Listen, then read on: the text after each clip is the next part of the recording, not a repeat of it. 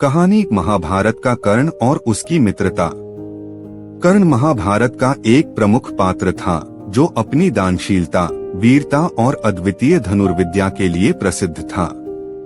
कर्ण का जन्म सूर्य देव और कुंती के पुत्र के रूप में हुआ था, लेकिन दुर्भाग्यवश उनका जन्म अविवाहित कुंती से हुआ था। समाज के डर से कुंती ने कर्ण को एक टोकरी में रखकर नदी में बहा दिया। उनका पालन पोषण एक सूत रथ चालक परिवार ने किया और वे सूत पुत्र के रूप में बड़े हुए।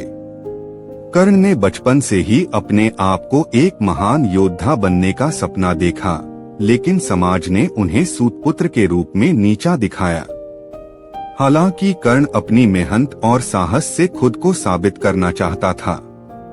एक दिन जब द्रोणाचार्य ने पांडवों और कौरवों को धनुर्विद्या सिखाने के दौरान कर्ण को उनकी जाति के कारण स्वीकार करने से इनकार कर दिया, कर्ण ने महान धनुर्धर बनने का संकल्प लिया।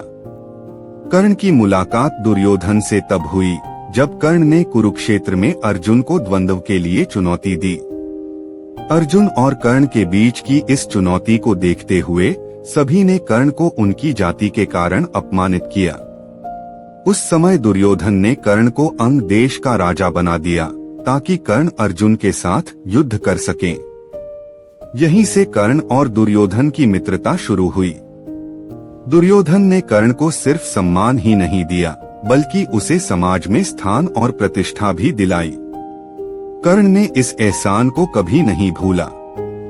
वो हमेशा दुर्योधन के प्रति आभारी और वफादार रहा। कर्ण के लिए दोस्ती और वफादारी सबसे ऊपर थी और इसलिए वह दुर्योधन का साथ कभी नहीं छोड़ता था, भले ही दुर्योधन गलत रास्ते पर चल रहा हो।